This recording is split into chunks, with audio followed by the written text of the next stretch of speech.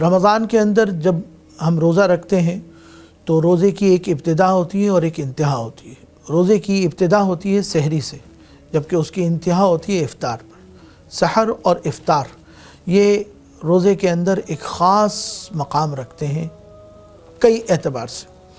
سحری اور افطاری کا ایک عمومی تصور جو ہمارے ذہنوں میں ہے وہ یہی ہے کہ سحری اس لیے ہے تاکہ ہم اس وقت کھا پی کر اپنے آپ کو روزے کے لیے تیار کر لیں، کیونکہ پھر پورا دن اب کھانے پینے سے رکنا ہے، تو سحری اس واسطے رکھی ہے اللہ تعالی نے۔ جبکہ غروب آفتاب کے وقت افطار اللہ تعالی نے اس لیے رکھا ہے کہ پورا دن ہم نے روزہ رکھا ہے، بھوک اور پیاس برداشت کی ہے، تو اب روزہ مکمل ہو گیا غروب آفتاب پر، تو اب ہم فوری طور پر کچھ کھا پی کر روزہ مکمل کریں اور اپنی جو کمزوری یا بھوک اور پیاس ہے اس کو دور کرنے کا سامان کریں۔ ظاہری اعتبار سے سحری اور افطاری کا یہی مقصود ہے،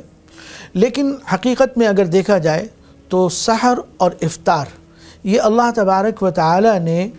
ظاہراً تو ہمارے لیے کھانے کا اور پینے کا ایک ذریعہ بنا دیا، لیکن اس کے ذریعے بھی اللہ تبارک و تعالی اپنے مومن بندوں کو نوازنا چاہتے ہیں۔ چنانچہ سحر کے وقت کی بھی اللہ تعالی نے بڑی فضیلت بیان کی، اللہ کے رسول صلی اللہ علیہ وسلم نے بڑی فضیلت بیان کی، جبکہ افطار کے وقت کی بھی فضیلت بیان کی۔ پھر صرف وقت ہی کی فضیلت بیان نہیں کی، بلکہ سحری کھانے کی بھی فضیلت بیان کی، پھر افطار کرنے کی بھی فضیلت بیان کی۔ چنانچہ حدیث شریف میں آتا ہے کہ اللہ تبارک و تعالی ہر سحری اور ہر افطاری کے وقت اپنے روزے دار بندوں کی مغفرت فرماتے ہیں۔ بے تحاشا بندوں کی اللہ تبارک و تعالی ان دونوں وقتوں میں مغفرت فرماتے ہیں۔ سحر کا وقت وہ ہے جو تہجد کا بھی وقت ہوتا ہے، جس میں انسان اللہ تبارک و تعالی کے آگے اگر کھڑا ہو جائے، 2 رکعت پڑھ لے، 2 آنسو اللہ کے آگے بہا دے 2 رکعت پڑھ کر، تو اللہ تبارک و تعالی کی رحمتیں متوجہ ہو جاتی ہیں۔ پھر رمضان کی راتیں ہوں، پھر اس میں سحر کا وقت ہو اور روزے رکھنے کی نیت سے انسان بیدار ہو، تو عموماً روزہ رکھنے کے لیے انسان سحر کے وقت بیدار ہوتا ہے اور سحری کھانے کے لیے انسان اہتمام کرتا ہے۔ سحری کے وقت میں اگر اس بات کا اہتمام ہو جائے کہ ہم اپنے معمول کے وقت سے تھوڑا سا پہلے اٹھ جائیں اور اس کا اہتمام کر لیں کہ ہم 2 رکعت کم از کم، یا جس کو اللہ تبارک و تعالی زیادہ توفیق دے 4 رکعت یا اس سے زیادہ، جتنا وقت ہو اور جتنی اللہ تعالی توفیق دے وہ پڑھ لیں۔ کم از کم اس کا اہتمام کر لیا جائے کہ 2 رکعت پڑھ لی جائے، تاکہ وہ قیام اللیل کی فضیلت بھی حاصل ہو جائے، یا اگر تراویح میں کوئی کمی رہ گئی ہے تو اس تہجد کے قیام کے ذریعے اس کی تلافی ہو سکے۔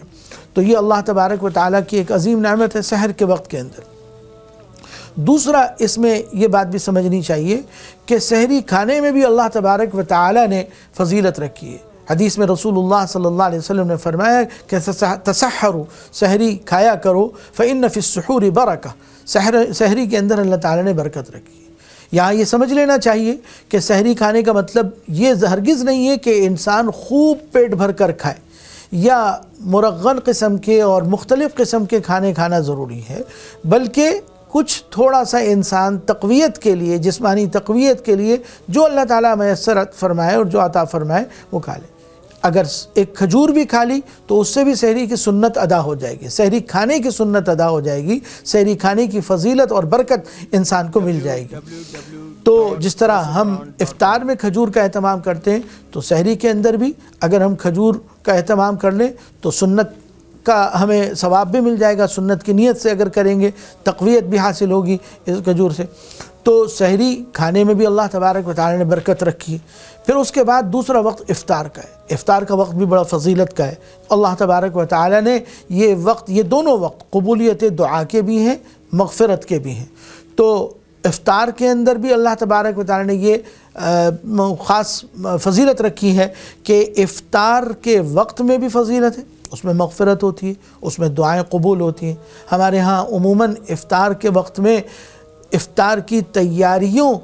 کی فکر زیادہ ہوتی ہے، لیکن اس وقت میں دعا مانگنے کی طرف توجہ ذرا کم ہو جاتی ہے، خصوصاً گھروں کے اندر خواتین جو ہیں وہ ہماری مائیں بہنیں وہ اپنے گھر کے مردوں کو اور گھر کے سب افراد کو بہترین افطاری فراہم کرنے کے لیے کئی کئی گھنٹے کچن کے اندر لگاتی ہیں، لیکن اس تیاریوں کے اندر ان کو اس بات کا موقع نہیں مل پاتا کہ کچھ وقت وہ اللہ تبارک و تعالیٰ کے آگے بیٹھ کر دعا کر سکیں، ذکر اذکار کر سکیں، دعائیں مانگ سکیں۔ تو کوشش ہمیں یہ کرنی چاہیے کہ اگر افطار کے اندر کوئی کمی بیشی ہو جائے تو اس کو گوارا کر لیں، لیکن کچھ وقت افطار سے پہلے فارغ کریں کہ ہم اس وقت میں اللہ تبارک و تعالیٰ کے سامنے بیٹھ کر دعائیں مانگیں، ذکر اذکار کریں اور اللہ تبارک و تعالیٰ سے اس وقت میں اپنے لیے اور پوری امت کے لیے مغفرت اور خیریں مانگیں۔ تو یہ وقت بڑا قیمتی وقت ہے۔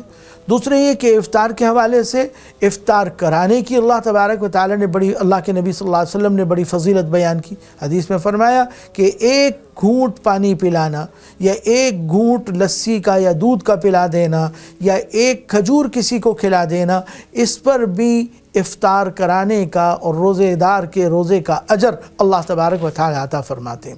تو دوسروں کو روزہ افطار کرانا یہ بھی بہت اجر و ثواب کی بات ہے۔ تو یہ افطار اور سحر یہ دونوں اللہ تبارک و تعالیٰ نے اس واسطے ہمیں عطا کیے کہ اللہ تعالیٰ ظاہراً ہم اس کے اندر کھاتے ہیں، پیتے ہیں، اپنی بھوک اور پیاس کو مٹانے کا سامان کرتے ہیں، بلکہ اپنی نفس کی خواہش کے مطابق عمدہ سے عمدہ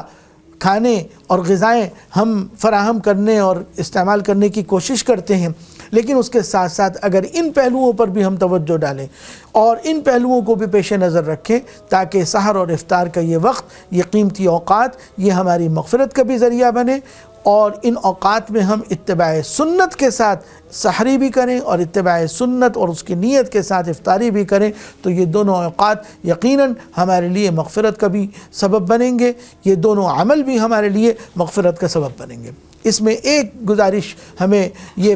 سامنے رکھنی چاہیے، ایک یہ بات کہ افطار کے وقت میں چونکہ وہ مغرب کا وقت ہوتا ہے، پھر مغرب کی نماز میں تعجیل یعنی جلدی کرنا یہ مطلوب ہوتا ہے،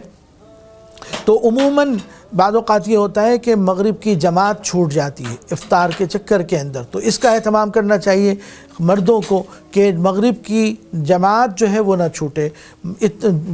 جلدی افطار کر لیا جائے، افطار سے فراغت جلدی کر لی جائے، یا اگر افطار میں کچھ کمی رہ گئی ہے تو نماز کے بعد اس کو مکمل کر لیا جائے، لیکن نماز اور جماعت کا اہتمام، افطار کی وجہ سے جماعت نہ چھوٹے اور اس میں غفلت نہ ہو، اس میں کمی نہ ہو، اس کا ہمیں اہتمام کرنا چاہیے۔ اللہ تبارک و تعالی ہمیں سحر اور افطار کے ان دونوں مقدس وقتوں کو بھی اور ان دونوں معمولات کو بھی سنت کے مطابق کرنے کی توفیق عطا فرمائے۔